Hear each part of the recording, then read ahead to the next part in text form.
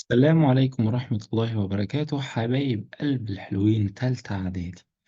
الطلب منا حل المحافظة الجميلة دي. امتحنوا النهاردة محافظة سوهاج، شهادة الإعدادية الأزهرية. طبعا اختبار الأزهر بيبقى يفتح النفس، والناس دول ناس في قمة الاحترام وما بيحبوش يصعبوا الدنيا على طول.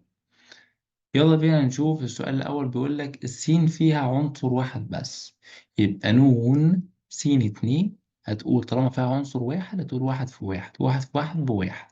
ده إجابة السؤال رقم واحد. اتنين، سين ناقص اتنين صاد ولا تلاتة صاد ولا صاد ناقص صاد ناقص اتنين سين بيساوي صفر. يبقى الصاد باتنين سين، طالما دي هي في البسط ودي في البسط يبقى التغير ده طردي، يبقى الصاد تتغير طرديا مع السين. إجابة السؤال رقم تلاتة. ماذا هو أكبر قيمة ناقص أقل قيمة بيساوي 12؟ رقم أربعة.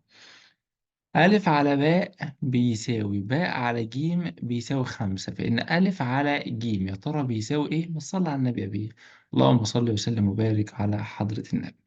كل اللي عليك تعمله إنك هتقولي الباء بخمسة جيم والألف بخمسة جيم تربيع، أو بجيم في خمسة تربيع يبقى بخمسة وعشرين جيم. طب أنا عايز ألف على جيم، يبقى ألف اللي هي خمسة وعشرين جيم على الجيم، الجيم تروح مع الجيم يبقى بيساوي إيه؟ خمسة وعشرين يا بيه. إذا الألف بخمسة وعشرين، ودي نقطة جميلة أو نقطة جميلة في الامتحان. وفي طريقة تانية يا مستر؟ صراحة في طريقة تانية أشرحها لك كده سريعا. الألف بقى سوا بخمسة والباء على الجيم سوا بخمسة، فأنا عايز ألف على جيم، فهتضرب الاتنين دول في بعض، ألف على باء في باء على جيم. هتقول خمسة في خمسة بخمسة وعشرين، هتلاقي ده راح مع ده يبقى ألف على جيم برضه بيساوي خمسة وعشرين. دي طريقة أخرى للحل. سؤال رقم خمسة يا جميل، بيقول لك الدالة س بسالب واحد، دي دالة ثابتة على مبدأها زي ما أنت ثابت كده على عدم المذاكرة. سالب واحد وسالب واحد سالب اتنين. يلا بينا إجابة السؤال التاني. س تكعيب ناقص التمانية قدامها صفر، يبقى تساوي س تكعيب بتساوي تمانية يا سيدي تكعيب. يبقى السين بيساوي اتنين، السين بيساوي اتنين. ايه ده هي كده خلصت. ده رقم واحد. رقم اتنين، الصاد بيساوي ميم على مش عارف سين تربيع ولا سين تكعيب دي. خلينا ايه نعمل زوم كده ونشوفها كويس. هنلاقيها سين تربيع. بيقول لك الصاد بتسعة والميم اهي سين تربيع اتنين في اتنين بأربعة. يا ترى الصاد بإيه لما السين بواحد؟ ما تشيل يا سيدي الأول الميم وتحط لي تسعة في أربعة بستة وتلاتين على سين تربيع سين بواحد، يبقى الصاد بيساوي ستة وتلاتين على واحد فيها ستة وتلاتين. يلا بينا إجابة السؤال التالت. الألف على السبعة بيساوي بقى على الأربعة. يا ترى هو طالب مني إيه؟ ما تصلي على النبي يا بيه. اللهم صل وسلم وبارك على رسول الله. خلينا نعمل بقى زوم هنا ونحل كده أفضل.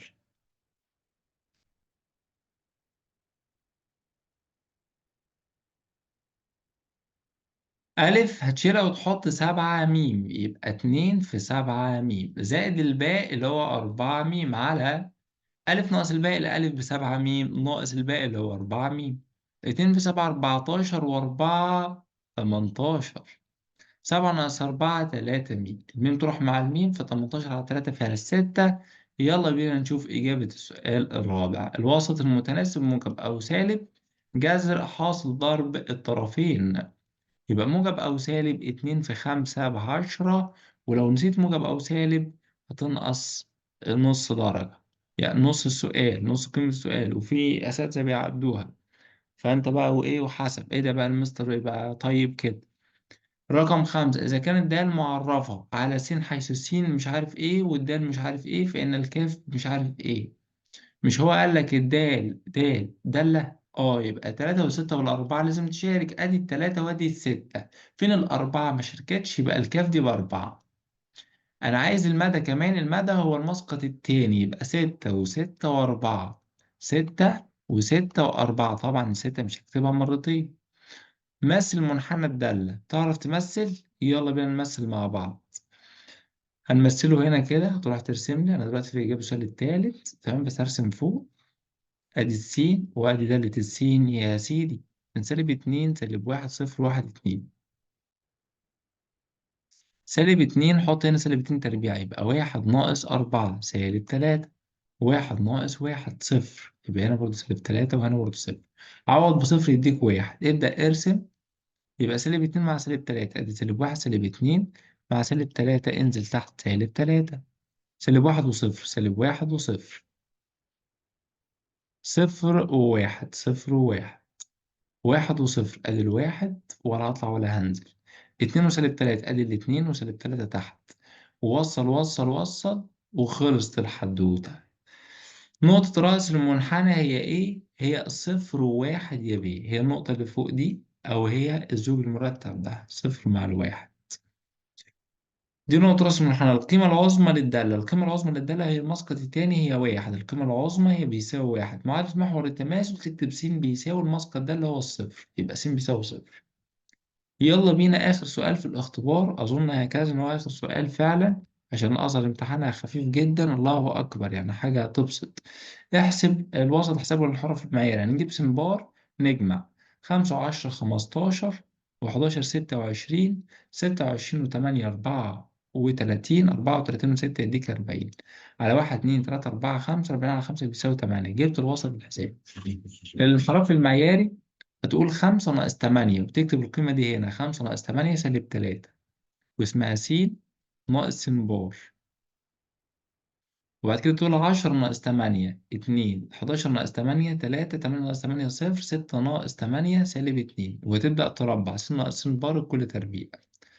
تلاتة في تلاتة بتسعة، أربعة تسعة، صفر أربعة. بتعرف تجمع؟ تسعة أربعة تلاتاشر، وهنا تلاتاشر، يبقى المجموع كله ستة وعشرين. إذا الانحراف المعياري بجذر الستة وعشرين على مجموع القيم اللي هو خمسة، وتطقطق على الآلة وتشوفها بإيه. وكده نبقى حلينا محافظة سوهاج للشهادة الإعدادية الأزهرية. أشوفكم إن شاء الله في امتحان جديد في فيديو جديد. ما كان من توفيق من الله عز وجل، ما كان من خطأ أو نسيان فمني ومن نفسي من الشيطان. نكتفي بالقدر ده، نشوفكم في حصة جديدة. والسلام عليكم ورحمة الله وبركاته.